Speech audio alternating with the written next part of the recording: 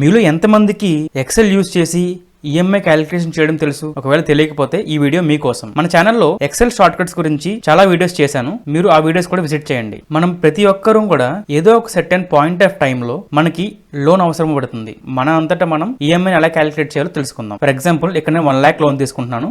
12% rate of interest కి number of years వచ్చేసి 1 year. 1 year లో మొత్తం నేను క్లియర్ చేస్తానని చెప్పాను.